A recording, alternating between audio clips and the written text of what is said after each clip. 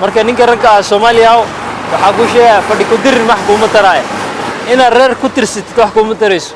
bini'aadan hada ku tirsatid bari kamaan bini'aadanka uu ka daalaya bini'aadan lacag ku soo diray dollar ku soo diray bari uu ka daali karaa qofka uu dhiman karaa ina gacantaada ku tashatid oo aad isku tashatid wixii ka hormaada qabatid taasa kugu talina ninka ragga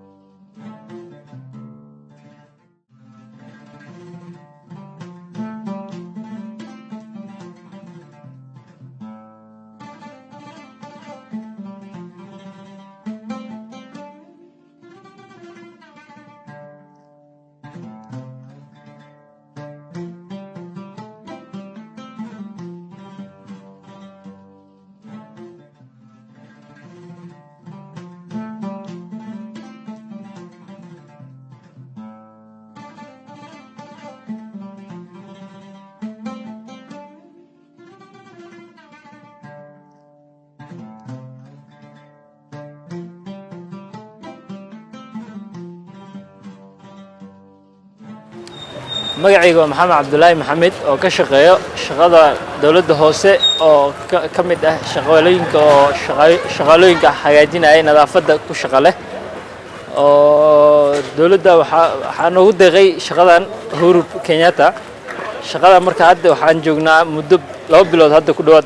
shaqadan waan wadnaa shaqada hadda waxay noo bilaabatay bishii la soo dhaafay bishii lixaad ay bilaabatay laakiin annaka gadaal baan loo soo daray shaqooyinka shaqalaan baa iska jirtay marka shaqada gadaal baan loo soo daray marka hadda muddo waxaan shaqeynaynaa 2 bilood aan shaqeynaynaa oo aan ka shaqeynaynaa nadaafadan ku shaqaleena muhiimadda waxa waaye in laga shaqeeyo drainage-ka iyo dhulka badanaa meelaha qashinka ay wada yeelaan muhiimadda ay tahay kulli caqabad way jirtaa oo marka aad soo daahdo caqabad way jirtaa caqabada jirto waa marka aad soo daahdid soo daahitaanka waxa laga jarayaa xogaha lacagtiya ka jarmanayso waqtiga soo gashay lagu qorayaa lacagtiya ka jarmanayso caqabada taas waa midda koowaad midda labaad lacagtiya soo daahayso soo daahitaanka lacagtiya dadka dhibayso kulli caqabad kale ma sii arakan anaka oo hadda aan aragnay laakiin caqabada jirto oo hadda dhibayso dhibka ugu weyn oo haysto hadda waxa lacagtaas soo daahayso dhibka waxa waa jiro Soomaalida horto in adeer abti iyo reereer ba hadda la soo qorayaa shaqaalihii badan ay gaarisa loo ka soo qaad iyo suuqeena Soomaalida ay ku badan tahay hadda aadid waalid iyo inagu gacan qabto moogi shaqada wax ka qoray ma arkiis marka darbi jiifna ma noqon kartid oo nin oo reer iyo wax ku tashanayaan aad tahay marka waxa way shaqo inaad raadisid horta qasab waa in Soomaaliyeed tahay magaalada la joogo shaqo la'aan lama joogi karo haddii oo qof ku tirsanay shaqo inaad ku tirsatid waa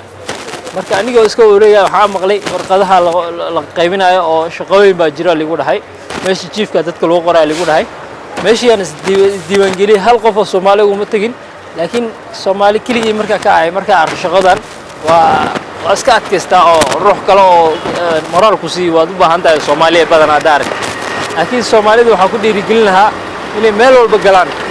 oo shaqo walba aragtid shaqada la qabatid ka shaqaysid shaqada aragtid wixii oo qotuliyom hadda ka helaysa shaqada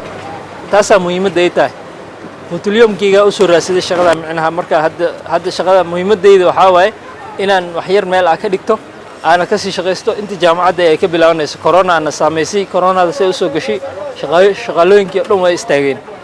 marka akhris baan waday akhriskiina waa istaagay marka inta akhriskii ka soo noqonay shaqadan baa iska sii wadaya horta aniga waxaan dhameeyay school waxaan ka soo dhameeyay Eldoret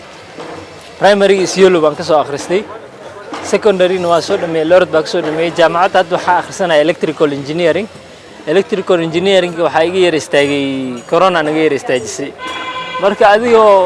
fikrad dheer iyo maskax dheer leh oo adduunkaaga inaad wax ka qabsatid meel heer ka gaartid adigoo raadinaya haddii oo saameyntaas camal ay soo gasho meel iska fadhin kartid inaad wax qabatid qasab waay gurigii ma saaxan kartid gurigii saaxama ku dhahay gurigii ku soo burinay kiraan ka rabo ku leeyahay gurigii meel ka cuntay sida la rabaa calooshii ku soo burinayso sarintii ma jiifan kartid marka inaad dawladda hoose la shaqeeyo oo shaqaalooyinkan oo dhulka xaqaay inaad ka mid noqdo waxa igu saameeyay badana guri jiifkiisa wax ma keeno badana anaga Soomaalida horta badana waxaan ku tashanaa reer iyo oo eedimse hooy dadkii cuntadii guriga dadka isla qaybsadaan Nairobi waa aragtay waxa loo wada degan dhalinyaro mise family aan dhalinyaro la degnaa dhalinyartii waa ka wada guuray hadda waxa deganay meel gooni ah badana lodge dadka ay degan yihiin lodge-kaas iyo waxa saaxanaa marka nin lodge saaxanay ma sii joogi karo magaalada inuu wax xaqamse shaqada ugu fududata inuu qabto maanta haduu lor oo xamaal u arko waska xamaalaa marka xamaaliga waxa keenay waxa waaye wax la'aanta dhibkii keenta marka aniga hadda dhibkii ugu weyn waxa shaqa la'aanta okay shaqa ka hor imaado kulay inaad wada qabato ma ahan ruux walba horta wuxuu leeyahay mindset wax la oo wuxuu leeyahay maskaxdiisa wuxuu ku abuuray oo dhahamada aniga meesha bari heerkan aan gaari rabaa bari meel fulan inaan jooga laga rabaa laakiin intaas adigoo leh oo dream ka leh adoo dream leh waxa imaanaysa challenges markuu ka hor imaado marka inaad iska fadhiisatid oo meel iska dhacdid ma inaad adkaysid way nolosha adkaysid waxa ka bedishid